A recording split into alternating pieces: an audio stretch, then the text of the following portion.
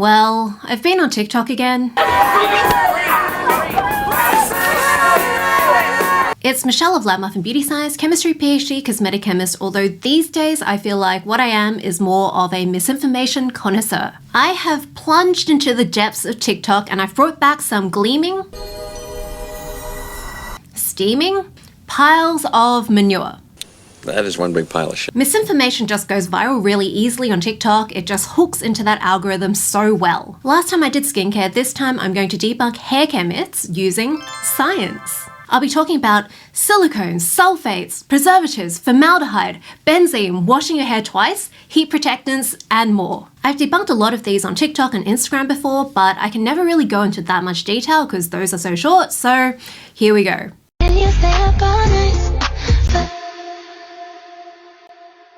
DMDM hydantoin is considered a formaldehyde releaser, which doesn't sound so healthy for your scalp. Okay, so Dr. Youn is a holistic plastic surgeon. He's huge on every platform.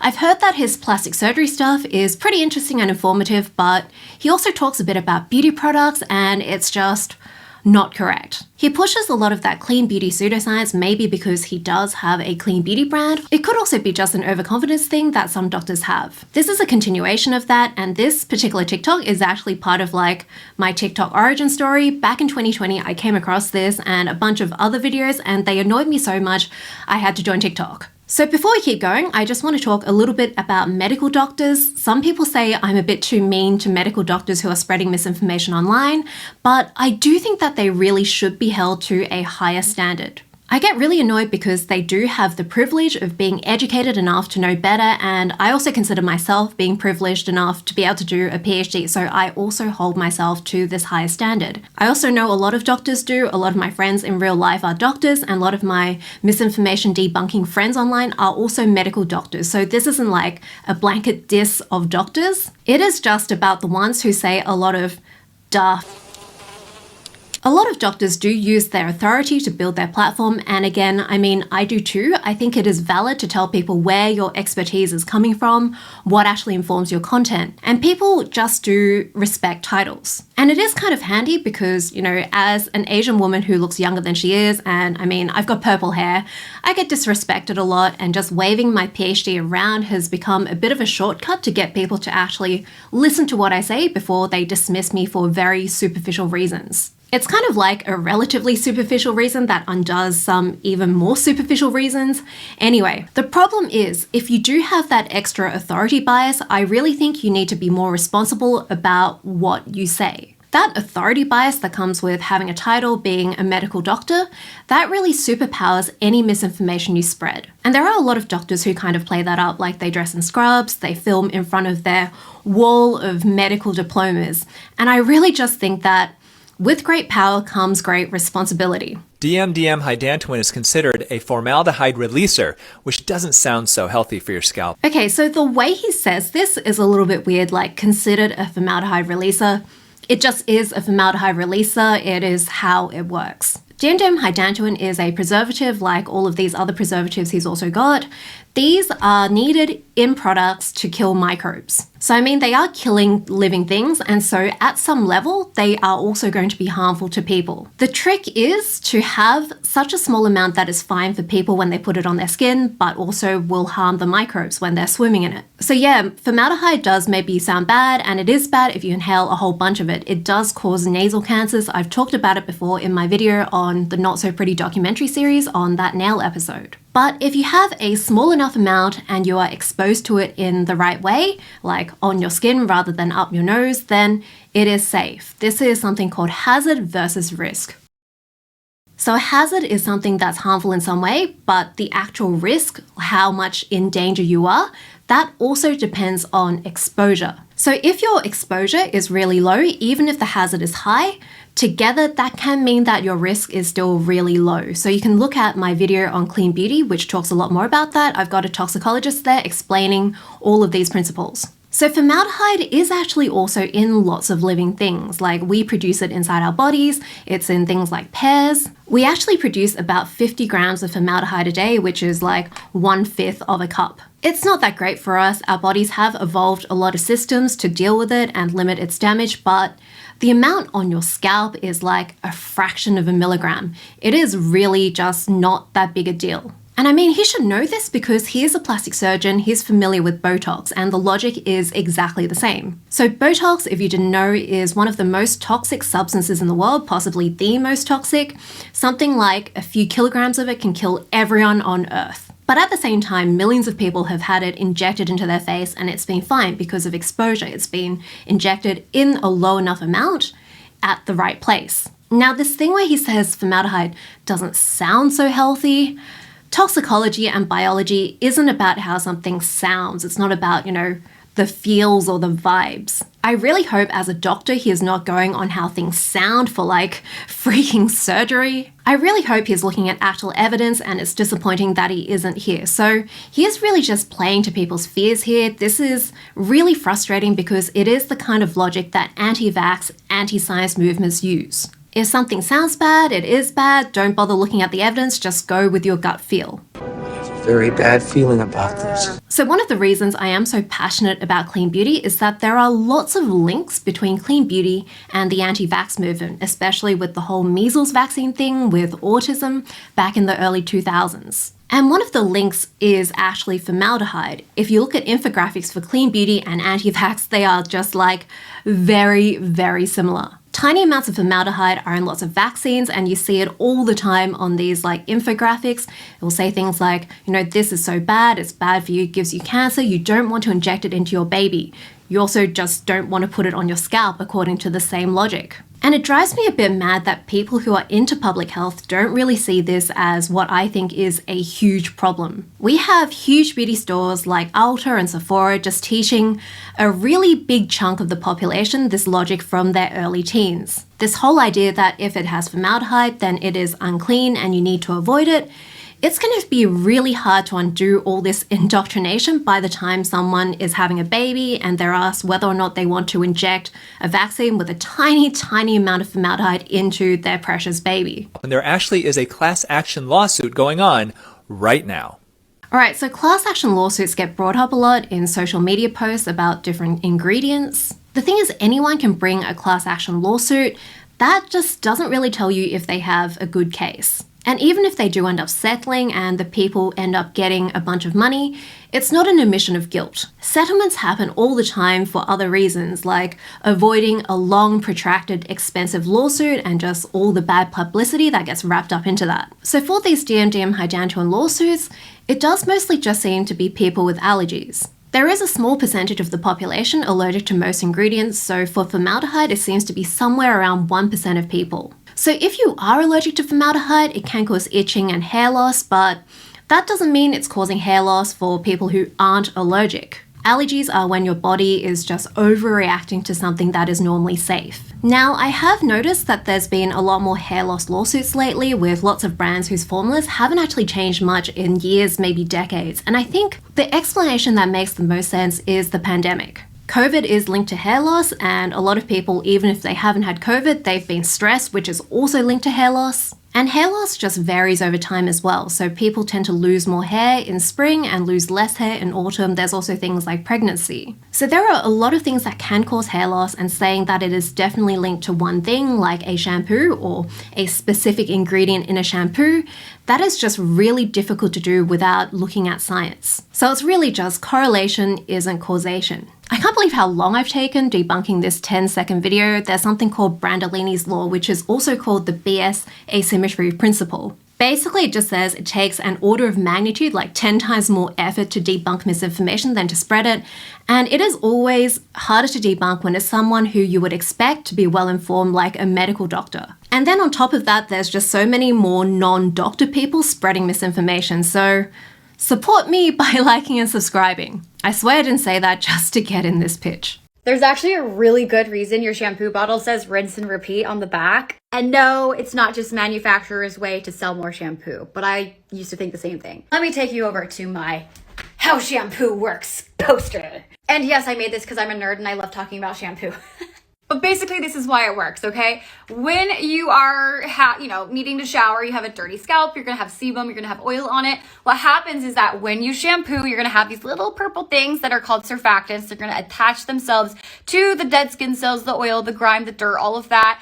And it's gonna create what's called a micelle. This micelle is hydrophobic and hydrophilic, and it's going to release when the water that you wash it off with touches that. Okay, so then it's gonna wash away down the drain. A lot of people tag me in this video because she claims that it's just how science works. You have to wash your hair twice. So my PhD is partly in supramolecular chemistry, which is the science of how molecules interact without actually going through a chemical reaction, which is what all of this stuff is. Now, I am all for making your own diagrams when you don't like the ones that already exist. I do it all the time, but I don't love her explanation, and I wonder if this is actually why she is confused. When you're washing your hair and you've got the surfactants interacting with the oils, it actually breaks up into lots of little emulsion droplets, which aren't really called micelles, but that is really just a technicality. It's not all lifting off in one giant blob, it's just lots of little dots, and it suspends before you start washing it off. It isn't like the water hits it and then it suddenly lifts off or something. It doesn't suddenly release because there is already water around, it's already touching it, it is already going to be lifting off and turning into droplets. Here's the thing.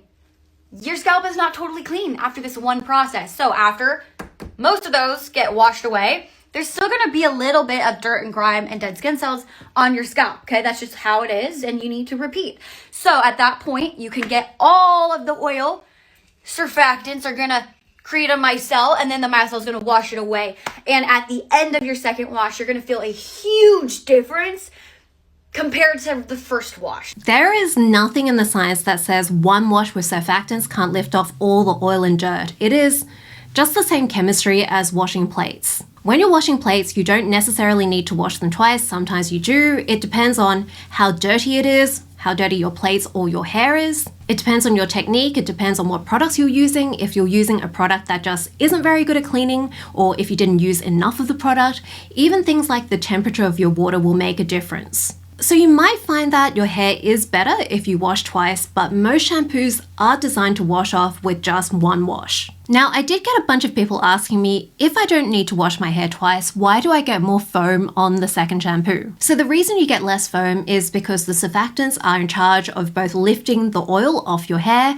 as well as forming foam. So if you have more surfactants tied up in the oil, you're gonna have less to create foam. But the thing is, this doesn't actually tell you anything about whether or not the second wash is doing anything. So all this tells you is that in your first wash, you have some of these surfactants tied up in the oil. You have less surfactants tied up in the oil in the second wash, but you could also just have no oil. Even if the second wash was doing nothing, you would still get more foam. If you washed your hair a third time and you got a lot more foam than the second wash, then that tells you your second wash was doing something. The third wash tells you nothing about the third wash. The second wash foam tells you nothing about the second wash. And it's interesting that she says this at the start, like all shampoos say to rinse and repeat, but most shampoos that I've looked at in my collection, most of them say to repeat if necessary, if they even mention repeating at all. Someone in my comments mentioned that the shampoo bottle she's holding is Monate, which is a multi-level marketing brand. She is selling it, and I've noticed that Monate sellers tend to spread a bunch of misinformation online. I don't know if it's officially sanctioned or if it's just, people being creative and entrepreneurial. But honestly, from what I've heard of this company, I wouldn't put it past them to just have this on the shampoo to make you buy more.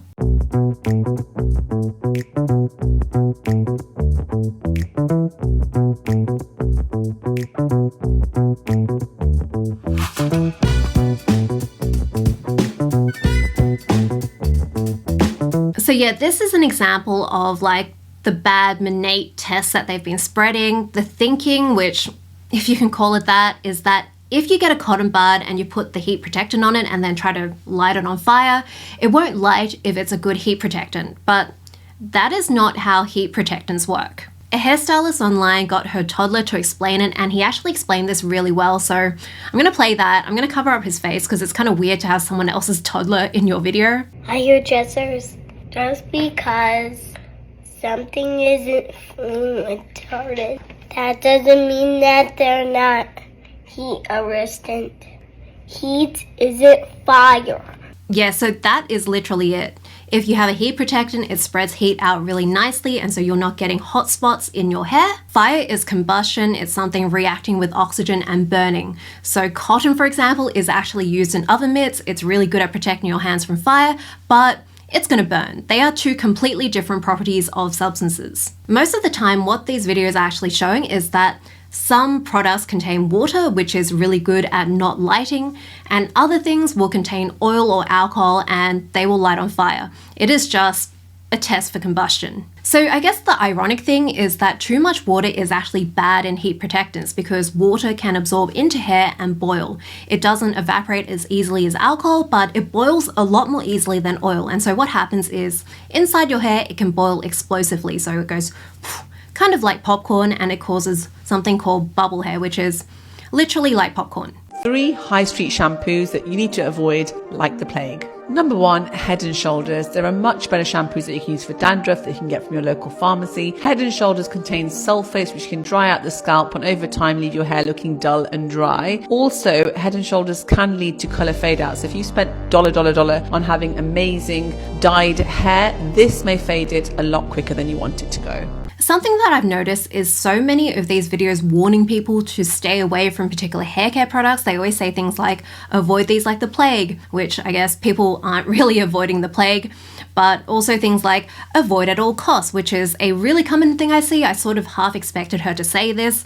I don't know why. I never hear this phrase in real life, and my conspiracy theory is that they're usually about to recommend a really expensive alternative that maybe they are selling in their links, and so they kind of want to prep you with the word cost. Anyway, Head & Shoulders is one of those brands that a lot of people keep warning people about, and I think it is because it is a really nice, affordable brand. And yes, there are other options for dandruff, but Head & Shoulders is a really solid choice. They are a Procter & Gamble brand.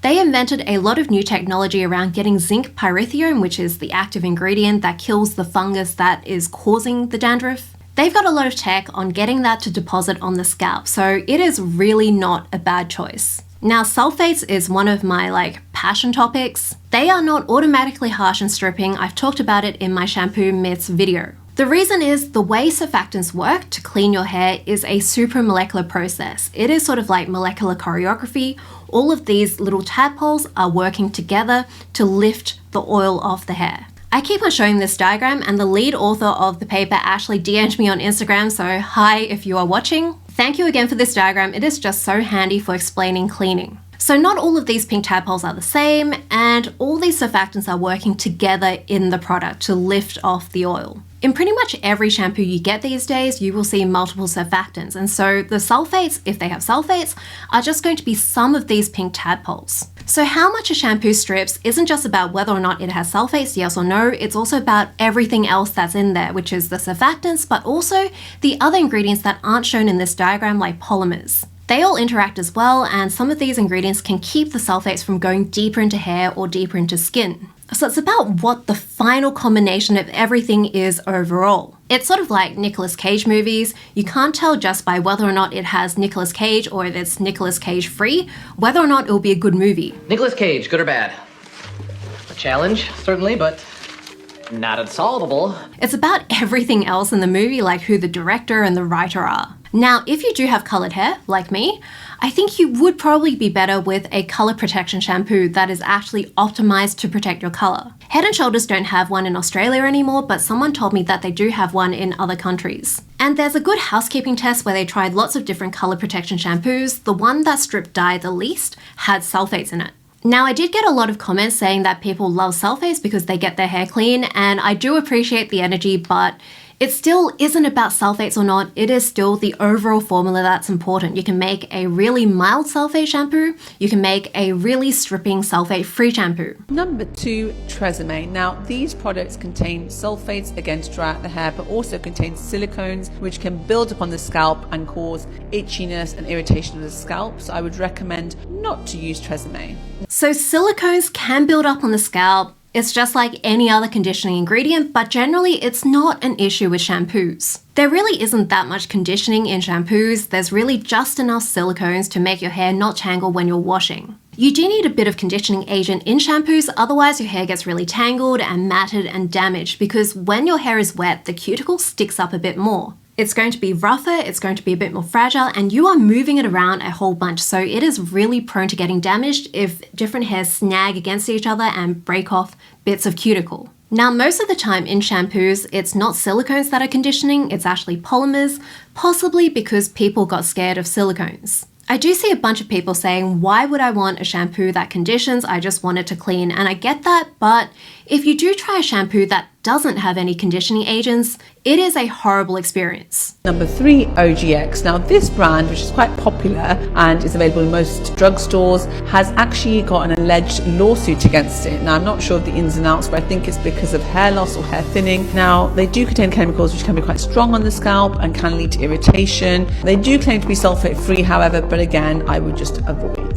This OGX lawsuit is about formaldehyde. I talked about that before, but it is kind of wild to me that we have like a medical doctor here with a stethoscope and scrubs. She is an aesthetics doctor, so I'm not sure what she's doing with the stethoscope.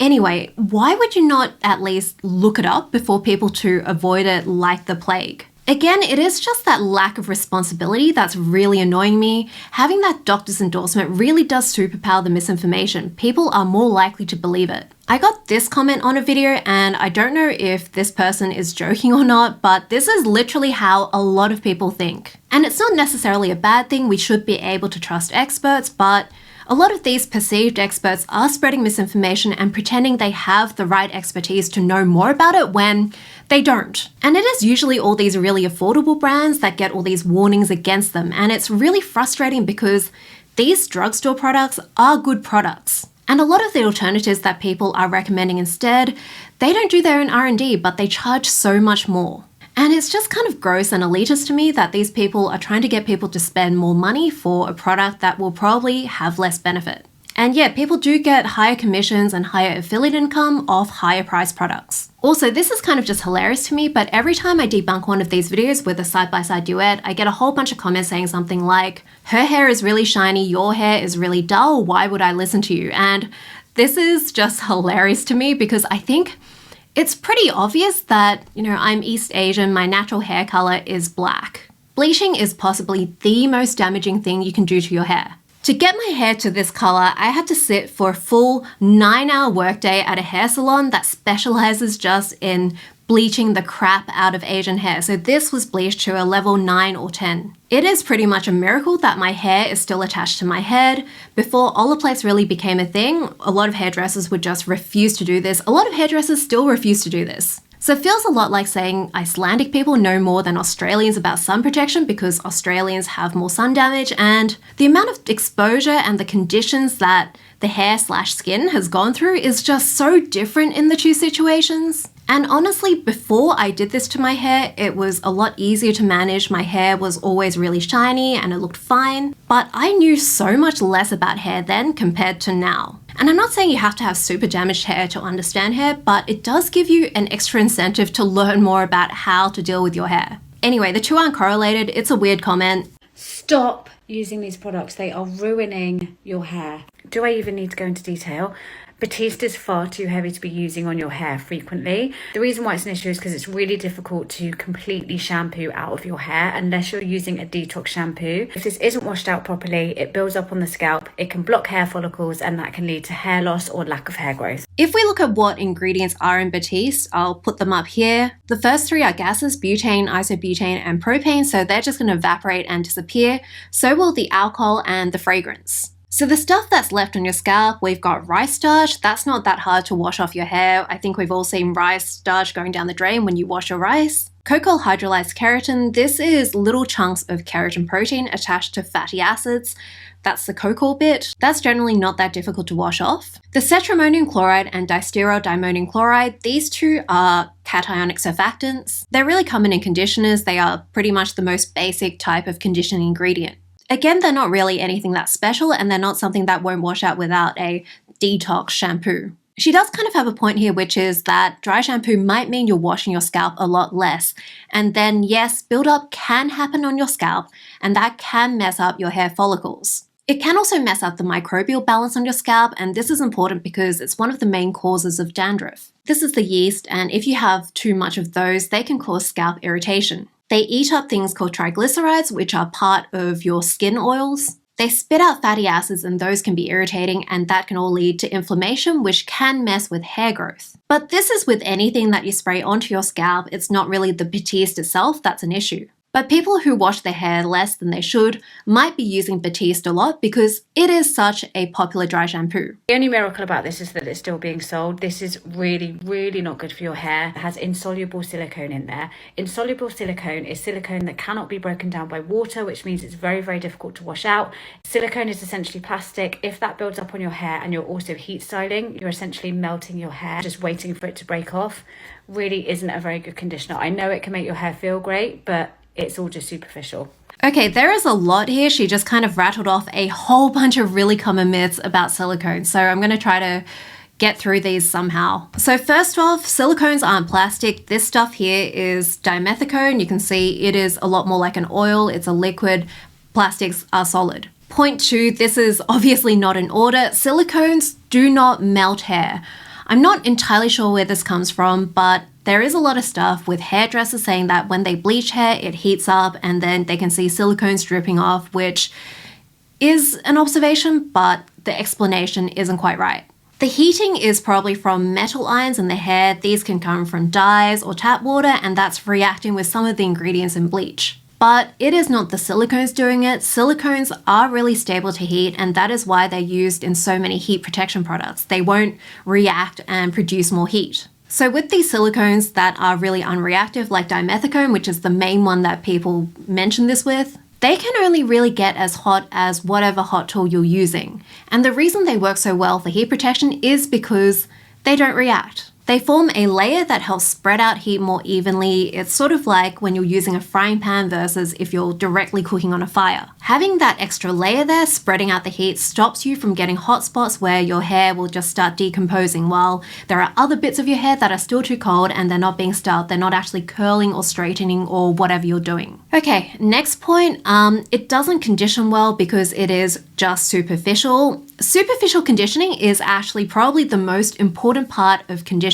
The reason things that are on the surface make your hair feel great is because it's been smoothed out. So when you're touching your hair, your skin, all the tiny microscopic little jagged bits in your skin, they're not getting caught on the rough bits of your hair. And so that means your smooth hair is also more protected. It's not getting caught on brushes and straighteners. It's not getting caught and getting stretched, which is one of the biggest causes of the damage you get when you're grooming your hair, when you're brushing or styling. She also mentioned soluble versus insoluble silicones, and I think this might come from maybe the curly hair method thing. This thing in itself has like a lot of layers. First off, it doesn't matter if the silicones are soluble or not. You don't need to wash out all of your conditioner because conditioners, they don't form a continuous film on your hair. They form more sort of like little blobs. So it's not like your conditioning layer is blocking stuff from going in or out of hair. It can just stay there. It's sort of like protective paint on a drink bottle or something. You don't need to like scrub off all the paint every time and apply more paint. You can just leave the paint on there. Now, insoluble things wash off hair all of the time. So oils, for example, aren't water soluble. That is the whole point of putting the surfactants in the shampoo. They have that oily part which grabs onto things that are not water soluble. Water soluble also doesn't mean it comes off the hair more easily. So hair is really good at something called hydrogen bonding. That means it forms these relatively strong intermolecular interactions, and water is really good at this as well. So ingredients that hydrogen bond more tend to dissolve better in water. So more hydrogen bonds means that it mixes better with the water and spreads out. So hyaluronic acid and citric acid both can form hydrogen bonds. That's why they are water soluble, and that's also how they stick to hair. But it can actually also mean that they stick to hair too well. So some of the most like sticky hair care ingredients that build up on hair are actually charged and relatively water soluble. There was no way we were going to get through a TikTok misinformation video without Bobby. This guy is Bobby Parrish. He's also known as Flav City.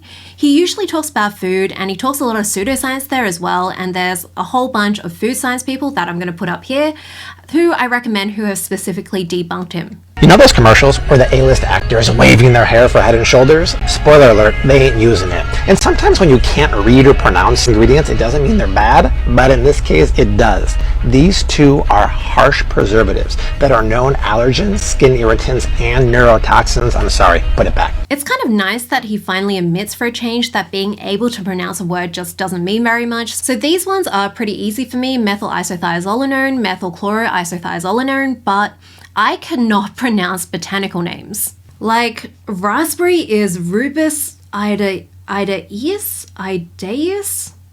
A curry plant is Maria Koenigi. Anyway, I'm pretty sure it is better for me to eat raspberry and curry leaves than it is for me to eat a whole bunch of these two ingredients, and I am actually personally allergic to these, so I kind of feel this. These are common preservatives, but they're being phased out because when they were introduced, they sort of caused this so-called epidemic of allergy, and that word epidemic is actually used in the peer-reviewed journals. Some authors have actually suggested that these became more common in products because people, like Bobby, were freaking everyone out about parabens, like what he was doing in my last set of videos. Parabens actually won the title of Non-Allergen of the Year in 2019 because they are relatively non-allergenic compared to these ingredients that might have replaced them. But again, even though they are a more common allergen, if you're not allergic to them, you don't really need to avoid them. But these two do tend to cause you to develop allergies to them, and they're kind of common, so if you do feel itchy with a lot of shampoos and laundry detergents, you might want to look into that.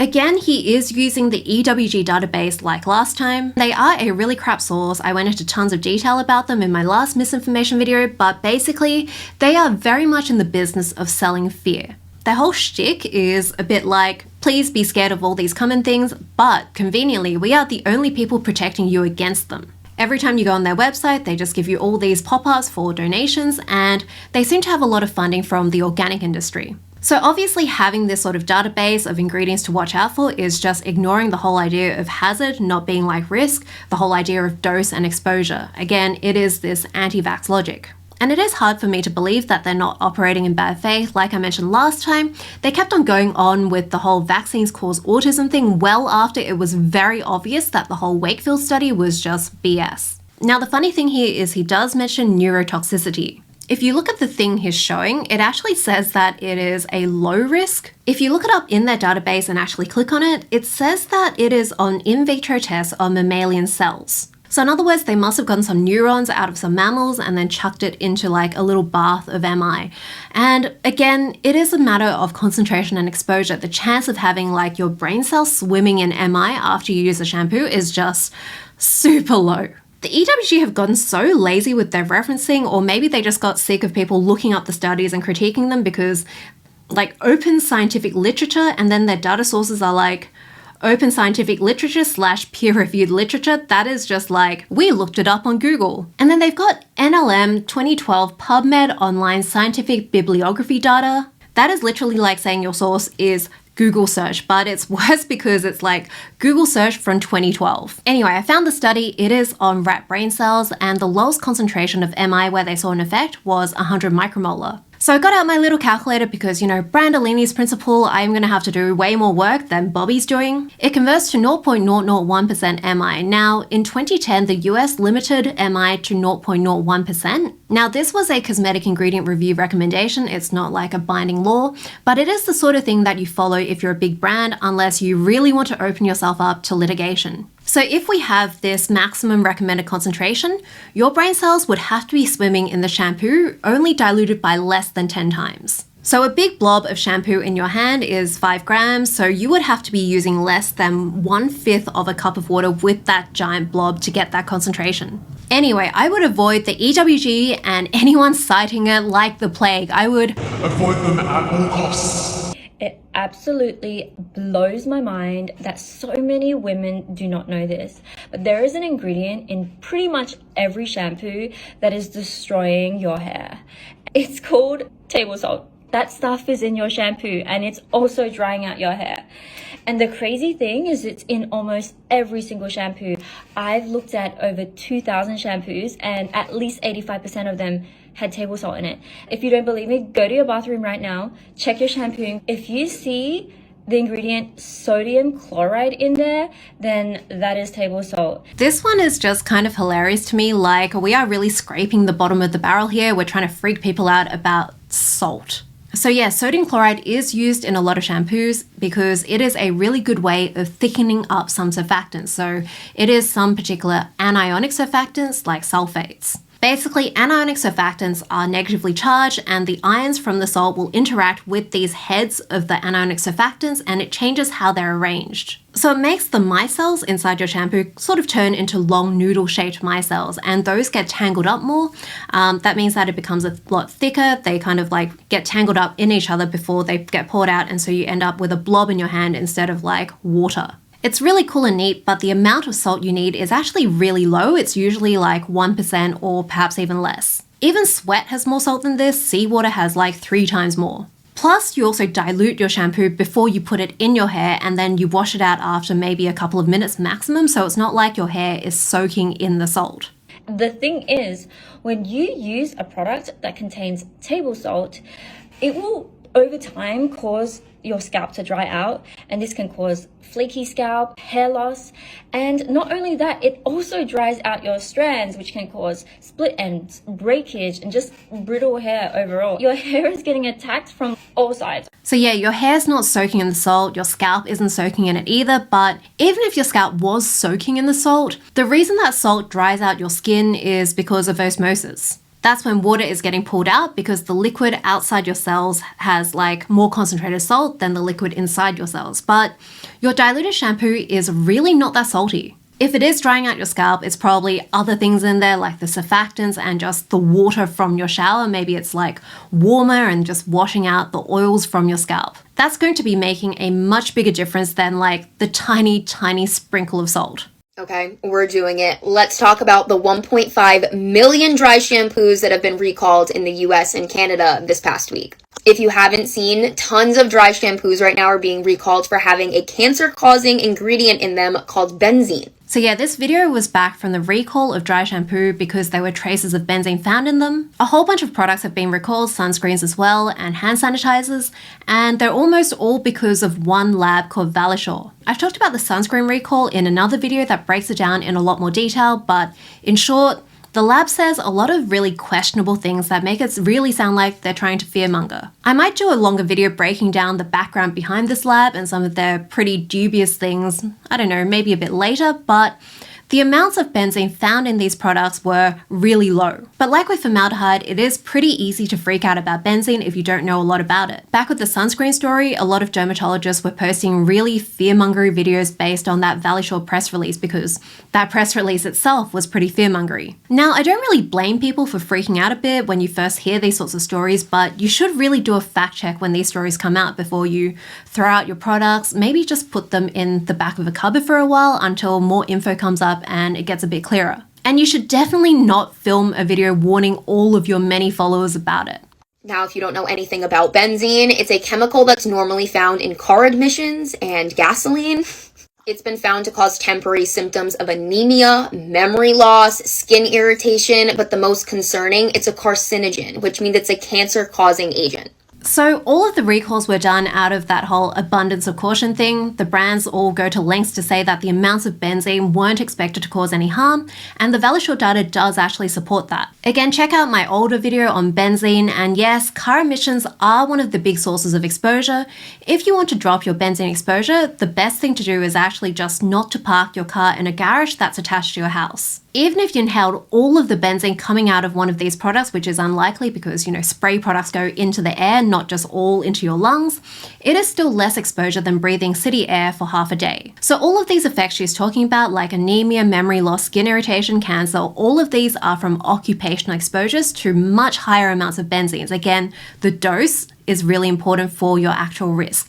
It's not from these tiny amounts you're getting from a hairspray. And not only are these aerosol cans causing us to inhale this stuff, but your scalp actually absorbs things into the bloodstream in just 26 seconds. So that crap is all up in your bloodstream. I'm not really sure where this 26 seconds factoid comes from, but benzene isn't easily absorbed through your skin or your scalp. Most of the exposure you get is mostly through inhalation, and there was actually a study where some dermatologists got annoyed enough to look at the blood levels of benzene measured in people who use different amounts of sunscreen. And they found that there was just no connection between how much sunscreen you used and how much benzene you have in your blood, which, again, given how much benzene has been found in these products, it's just not really that surprising. And take a look at the first few ingredients on your dry shampoo. I'm willing to bet it's either propane, butane, or isobutane. Now, how this crap is even allowed in our beauty products beats me, but let me give you a little history lesson so you can kind of understand how messed up beauty products in the US are. There is nothing wrong with these ingredients. They are all propellant gases that push the dry shampoo out of the can, and they're not toxic at sensible amounts. Just, don't huff your can of dry shampoo. They're hydrocarbons, and they're the same stuff that you get in like hot pot gas cans and in cigarette lighters. But this just really has nothing to do with benzene. I think she's just kind of going down like this scary names rabbit hole. There has not been a law as to what cannot go in our beauty products in the US since 1938. 84 years ago. And the US only has 11 ingredients banned from our products, whereas the UK has over 1,300 ingredients banned from their products. Something is just not adding up here. Like, why? There are so many myths about US versus EU/UK regulations. I've talked about some of these before in my video on EU versus US sunscreen regulation. But this whole 11 versus 1,300 banned ingredients thing, this just really doesn't tell you much. Unsafe ingredients are banned in both regions, and basically these lists are just examples of ingredients that would make a product unsafe. To my understanding, the reason the EU/UK list is longer is mostly just historical and political reasons. When the UK was part of the EU, they used the EU list, and then since Brexit, they sort of split it, and now the UK list is slowly sort of like evolving and changing compared to the EU one. Basically, when the different countries banded together to form the EU, there was like a lot of smushing of regulations, and so that's why you find really weird stuff on that list, like things like jet fuel and radioactive materials. So it's just like the EU has a lot more examples, and a lot of these examples have never actually been in cosmetics. They're just included for weird historical reasons. And the FDA has issued warnings for products that contain lots of ingredients that aren't on this 11 banned ingredients list. So clearly there are more than 11 banned ingredients, things like prostaglandin analogs, and those are eyelash growth ingredients that have been found to have side effects. They're what's in bimatoprost. And the thing is, all of the ingredients she's mentioned in this video are allowed in EU and UK products. Like butane, propane, isobutane are commonly found, and even traces of benzene are allowed. And having a recall is actually a good thing, so notice that the US and Canada did have recalls, but the EU and the UK didn't. And this isn't because there's no benzene in those EU and UK products. Based on how the benzene got into the products, it's probably in lots of different countries' products as well. I know people who work in EU regulations, and they've mentioned that the US does have a more litigious culture, and that's maybe why the products are so similar in both regions, even though the regulations do look quite different. But there are new regulations coming into the US called MOCRA, and this will be nice because it does make the regulations more similar to the EU.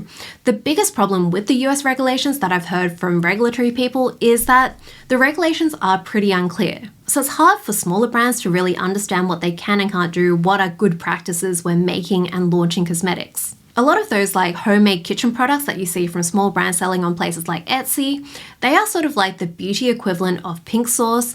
There's just not a lot of, normal safety practices going into making those. And this is a lot less of a problem in Europe because you do need to register any products that you sell. So there is a sort of at least basic gatekeeping that stops a lot of people from just launching weird, unsafe products. Again, I think I've managed to make a video that is like way too long on this. I don't know how I managed to keep all this to like 1-ish minute when I was debunking them on TikTok. There are just a lot of layers to all of these myths. But yeah, a lot of these videos have had millions of views, and it is really quite scary how this like perfect mix of fear and short explanations just really hooks into social media algorithms. It's really easy to get people's attention in a short time span with this sort of content, and most people do care about their friends and family, so when they see these, they will forward it to them and make sure, they aren't harming themselves. And all of this sharing and saving is just rewarded really well by all the platforms. So I guess the message here is just be really careful when you're sharing scary videos,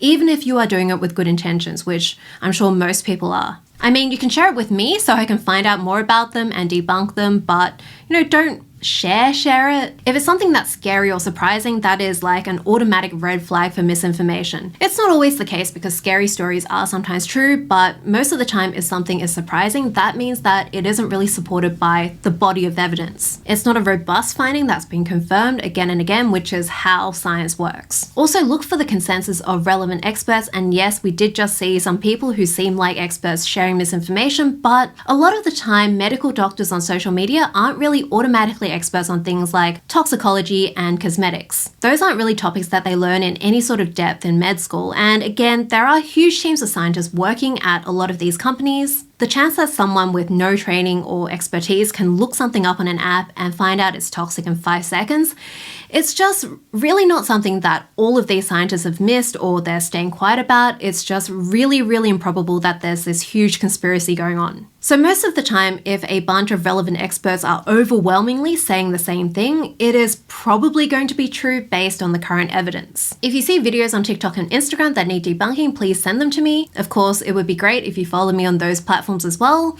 If you enjoyed this video, click the like and the subscribe. Teach the algorithm that this is what you like seeing. Also, let me know what other myths you see all the time that you want me to debunk, especially if it's on silicones. I feel like I could probably make a whole video just on silicone myths. If you want to watch more myth-busting videos, I have a whole playlist here. If you want something a bit less infuriating, I also have a whole bunch of cosmetic science videos.